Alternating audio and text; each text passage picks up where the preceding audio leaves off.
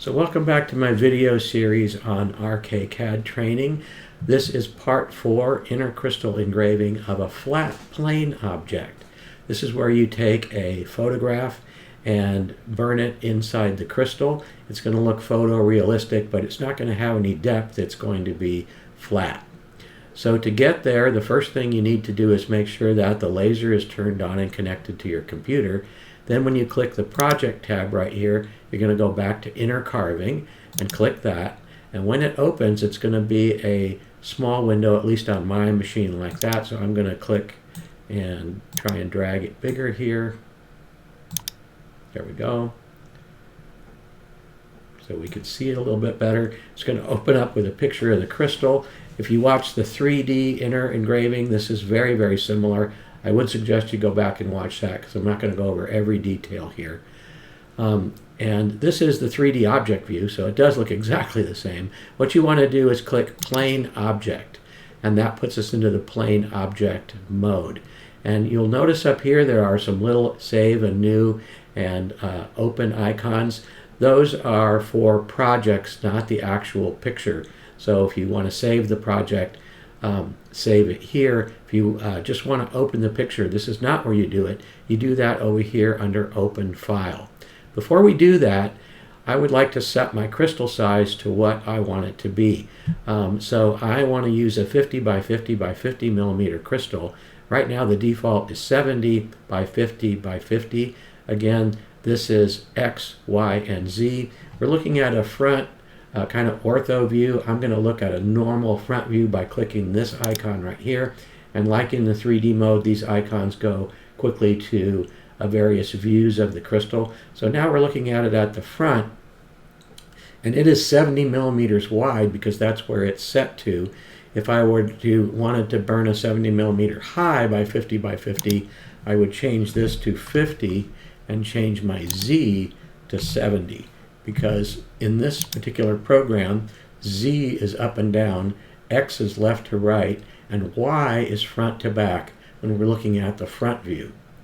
All right, so I'm going to do 50 by 50 by 50, so I'm going to set everything to 50, and now I have a 50 millimeter cube. Let me zoom in a little bit to that. And again, what we're looking at here is the front view. And what I want to do now that I have my crystal size set is I am going to open up the file. So I am going to click Open. I'm going to go to a directory on my computer, and I'm going to pick this picture of Buddy and click Open. All right. And I don't see anything. I don't see a picture. And where is the picture? The picture is here as a texture file. And why they call it that, I don't know, but that's what they call it. And I'm going to click it, and you can see here that I've got the picture. All right, and I'm zooming in and out on it with my mouse. And I can adjust things with the picture. I can adjust the contrast, the lightness, and the sharpness. And if I go to Edit Texture, I can rotate it in X, Y, or Z if I want to. But if you needed to adjust the contrast or the lightness or the sharpness of your picture, if it's not so great, you can do that here. This is a pretty good picture, so I don't really have to do anything. But let me just show you this other checkbox here. This is Equalize. This tries to equalize all the values across the picture. And in this particular instance, it didn't do a great job. It's not what we really want, so I'm going to uncheck it. But if it works for you, you can go ahead and check that. And if you changed anything, you would come over here to Edit Texture, and you could save it, and then you would close it, and it would be ready to go. Now, let me look at the object size here. It's since it's not showing me a preview in the crystal yet, I can't really tell what the size of the object is except by the numbers here. Now I know that my crystal is 50 millimeters side to side and up and down and front to back, so I know that my side to side can't be over 50, and I want to have about a 5 millimeter margin on each side.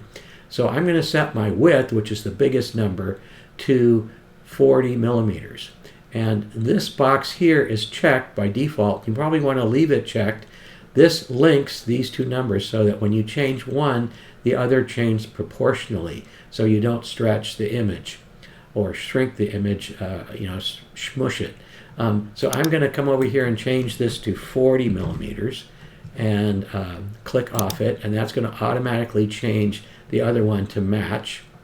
And I still don't see anything over here. That's because I won't see anything until I generate a point cloud. Before I generate the point cloud, let's look at our XY distance. This is your point spacing that's going to be generated here in the final image in the crystal.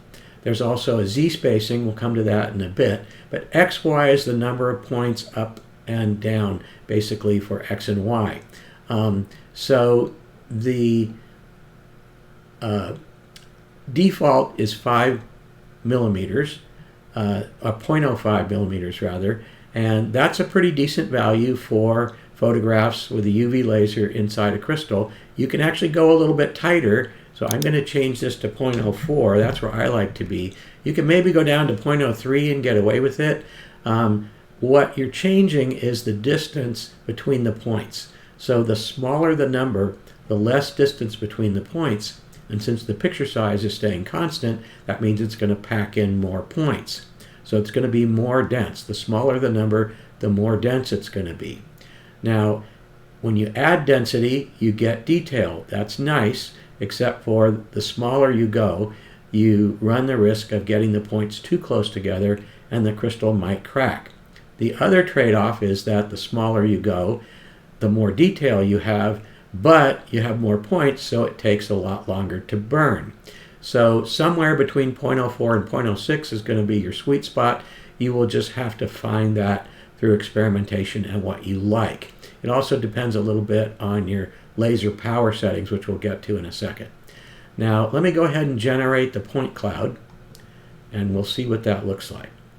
Okay, so I'm going to click Gen, and it's going to generate the point cloud. Boy, that looks great. It's a flat line. Why is it that way? Because it's generated it from the top down, and we're looking at the side view. So if I change to the top view, now I can see the actual image. So any place it's blue, that's where it's going to burn. All right? So when it burns, that's going to be white, even though the image was black, because that's kind of the way lasers work. Wherever it sees black, it's going to try to burn. Where it sees nothing, it's not going to burn. So this looks okay, but it's kind of backwards. We really don't want to burn that black. We want to have the black be white and not burn. So that's what this revert checkbox does here. It actually should say invert, but they've mistranslated it to revert. So I'm going to check it, and then I'm going to regenerate the point cloud. And now what we have is burning everywhere we want white, because the way the crystals work is wherever the laser burns, it makes a white dot. Where it doesn't burn, it stays clear or black if it's up against a darker background. So this is what we want to look like when we burn the crystal, not the other way around. Otherwise, we would burn that big black space. All right, so this is what you want. And you can change the threshold. So this changes where it makes points. So if you move it all the way up and you regenerate points, it's going to change how many points it generated, because it didn't generate any points below this threshold. I like to just leave it at the default. That's probably a good place to be. I'll regenerate the point cloud so you can see what it looks like. So we're pretty much ready to burn here. We have got to talk about levels though. All right, so here we have Z space and we have a count. And what is that? If you look over here, you notice we have 3 sets of points and they're identical. Now why is that? Because it added extra points behind these points. If I look at the side view, it's kind of hard to see because they're close together. But if I were to increase this to say 15, and it's got 3 levels, and I click generate, you would see that it generated some points up here, some points down here, and these are the actual points. So it made some in front, it made some in back, and these are the actual points. And I did that really wide spacing so you could see it. Now, what is the purpose of that? Let me change it back to 0.05. 0.06 it started out at, and you really want to have it probably the same as your XY. So I'm going to set it to 0.04, and I'm going to type in 0.4 and press enter, and you see it changed it to 40. That's not good. Why is that? Because this interface has a little anomaly. If I need something below 1, I need to type 0, then a period or dot, and then a 0.4. So I'm going to type 0.04, and then when I press enter, it's going to change it to the correct value. And I can leave it at 3, and I'll regenerate the point cloud, and it's going to pull them back together. Now, if I don't want to add those extra points, let me just click and drag around so you can see. It's got a little tiny bit of depth. If I wanted more depth, I could change this maybe to 10 layers and click generate. And let me look at the side view, and you can see it's starting to get a little bit thicker. All right, so if I want that effect, I can. What's going to happen though is if you get too thick, you're going to start to blow it out, and it's going to be you're not going to get too much detail in the black areas. So you can set this wherever you want.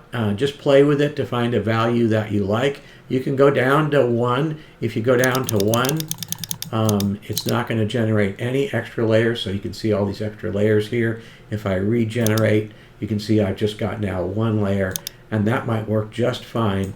And again, the more layers you have, the longer it's going to take to burn.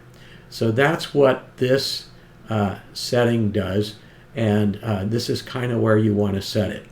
Now, in order to burn this, we have to set up our laser, and what you don't see here is your pen value for how you want that laser to be set. So to see those, you come here and you click the pen setting, and it's going to open up the window for the pen.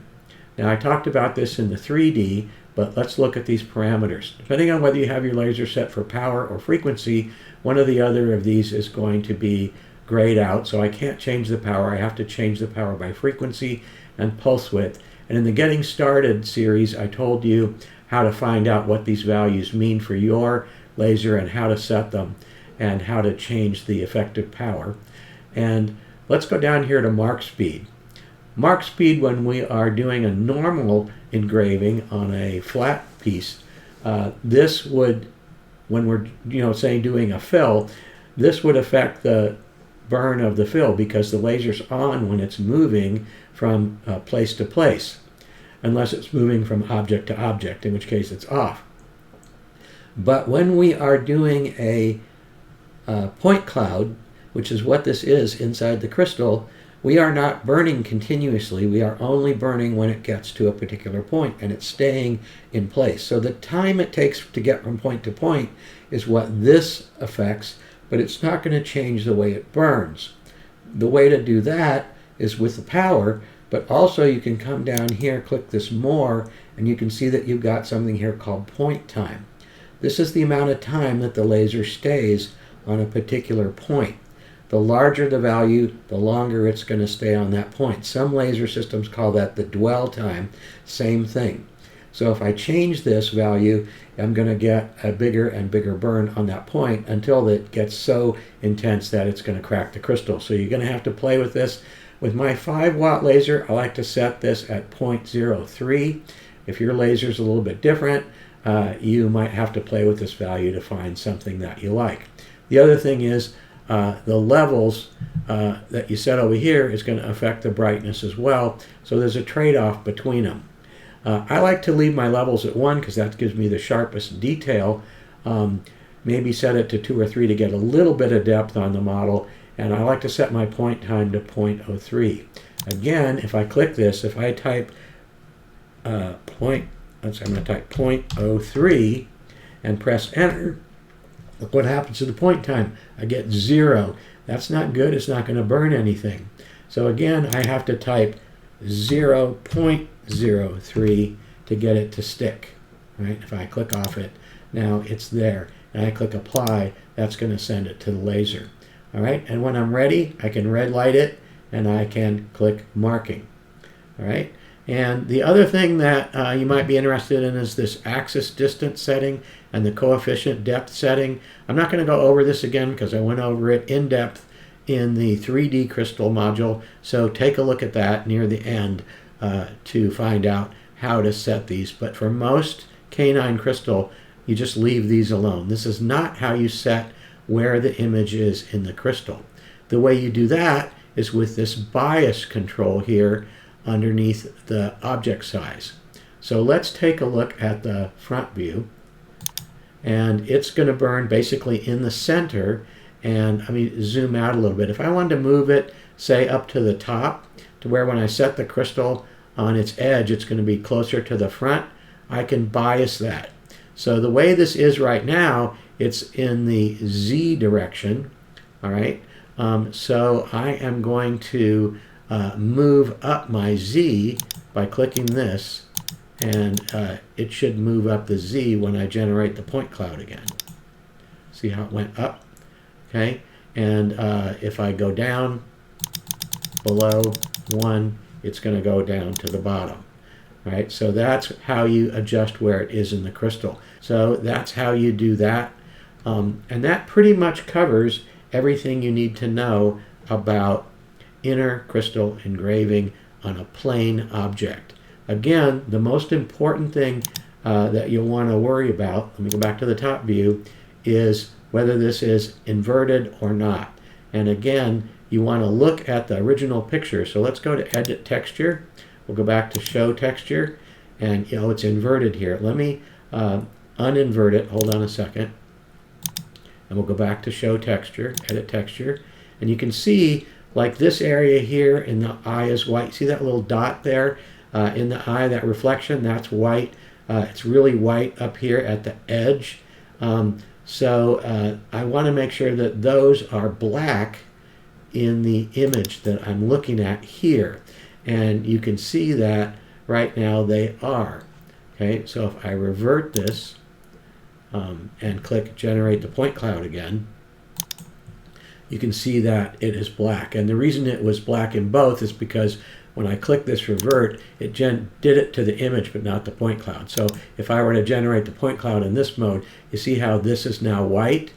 That would burn black in the crystal because it wouldn't burn anything. And no burn becomes black in the crystal, and white in the burn is black, but blue, or the dark color here, is going to burn white in the crystal. So we want to be reverted so that this is black, so it burns white. And I hope that's clear. If you burn a few, you'll suddenly figure this out.